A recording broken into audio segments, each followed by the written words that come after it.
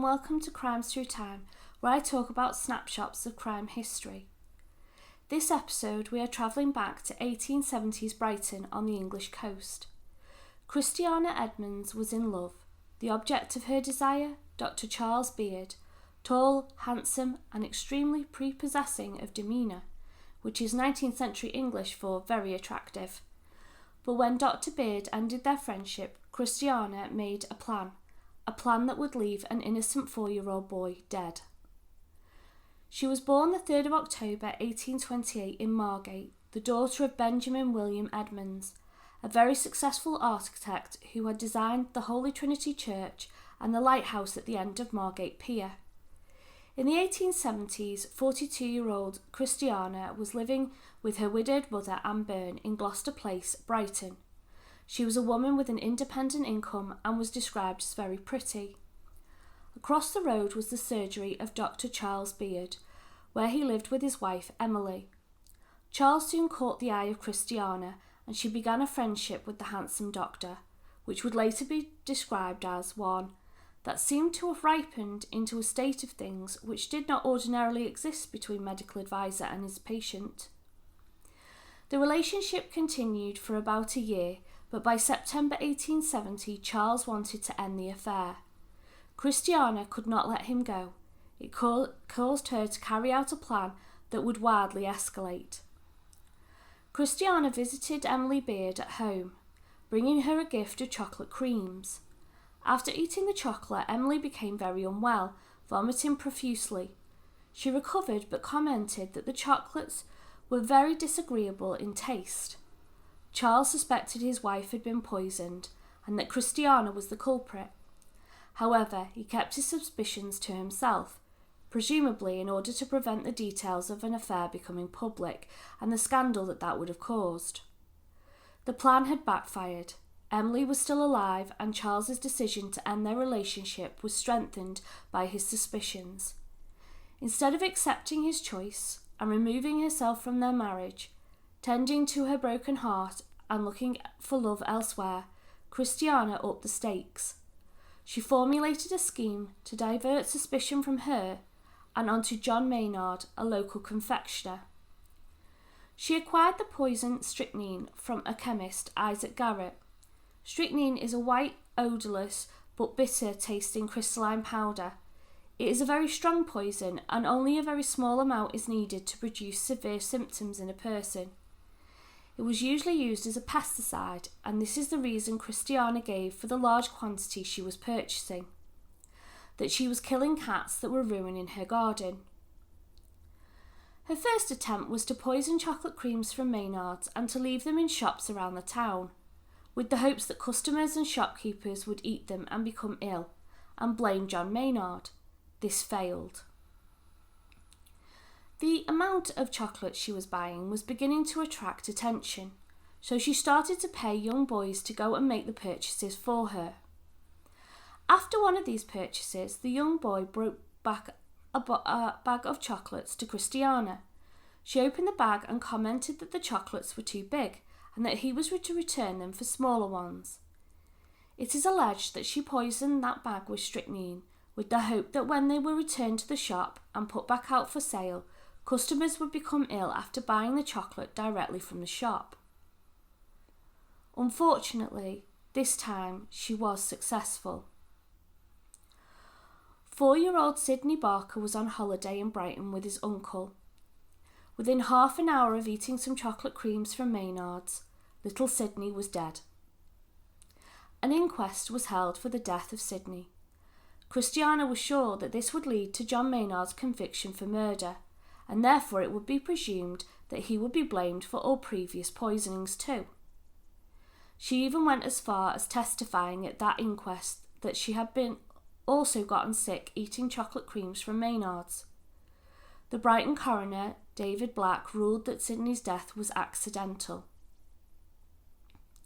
This enraged Christiana, and what she did next was nothing less than cruel.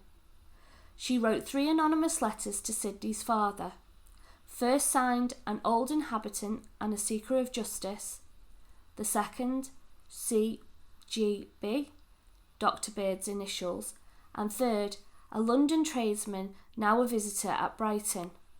The point of these letters were to get Mr. Barker to take legal proceedings himself against Maynard's, even going as far as saying that if he didn't take action, he would be a negligent parent and an accomplice in any future poisonings.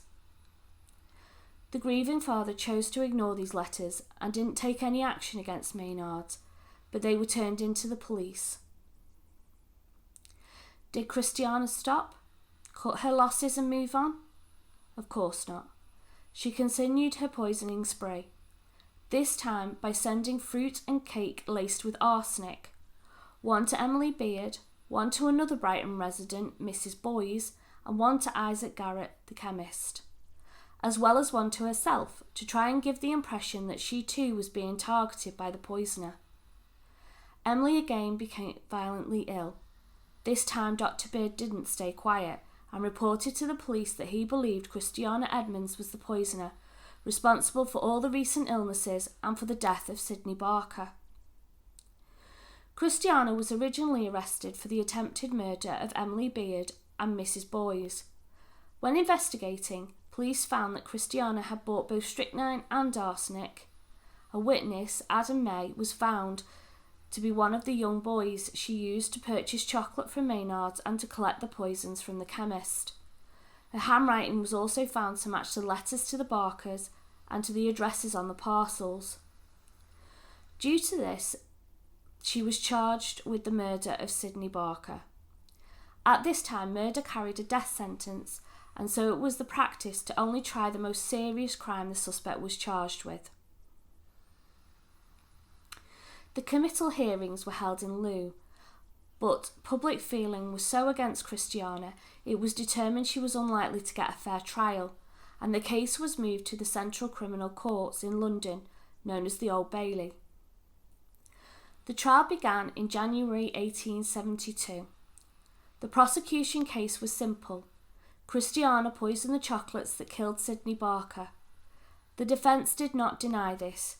They did argue that there was no direct proof that the strychnine that killed Sidney was that used by Christiana, but realistically, where else could it have come from? He became ill very swiftly after consuming the chocolate. Dr. Beard testified that the affair was not a sexual one, but rather a series of letters written to himself by Christiana and some mild flirtations. Her defence was able to prove that the two had engaged in an affair, and that affair ending had sparked her behaviour. This led the defence to introduce that Christiana was mentally ill, the basis for an insanity defence, stating her moral sense is almost entirely gone from her, and that she does not understand the difference between right and wrong. Her mother testified that there was a long line of serious mental illness on both sides of the family, but neither defence strategy worked. The jury took just 1 hour to find her guilty. The judge then passed the death sentence. Christiana was expressionless in the dock as the sentence was handed down. She was then asked if she knew of a cause in her condition that would cause the execution to be stayed. Essentially, was she pregnant? Because the death sentence could not be carried out until the baby had been born. Christiana said yes. She wasn't, but it was unusual for women to claim that they were, just to try and buy themselves a bit of time. A jury of matrons, made up from women present in the court, were formed. These women were respected members of the community who had carried the children themselves. The one duty of this jury was to determine if the woman who had pled the belly was indeed with child. Dr. Gibson, the prison surgeon, helped them to examine Christiana, and as expected, she was found to be not pregnant. Christiana was, however, to be reprieved. An appeal to the Home Secretary was successful, and she was judged insane and committed to Broadmoor Prison for the criminally insane. The basis for this reprieve was based on the further analysis of the mental illness in Christiana's family. Her father had gone insane, using the description that was used at the time, and sent to a lunatic asylum, where he spent nearly a year. Dr. Stewart testified, the case was one of acute mania, and the patient was very violent, restless, and eventually became paralysed. He was consistently talking nonsense. He thought he was worth millions of money. He came home because the expense of treatment was very high, but he was at that time much better. But in March 1845 he was sent to Peckham Lunatic Asylum, where he stayed until his death in March 1847. He was just 47 when he died. Christiana also had 2 siblings, a sister who was diagnosed with hysteria and who had committed self-deletion at 36, and a brother who was epileptic and was prone to violent behaviour. He was sent to Earlswood Asylum, where he died. Given this fuller picture, along with her extreme actions, it is more likely than not that Christiana herself was suffering from some form of mental illness, and therefore could not be put to death.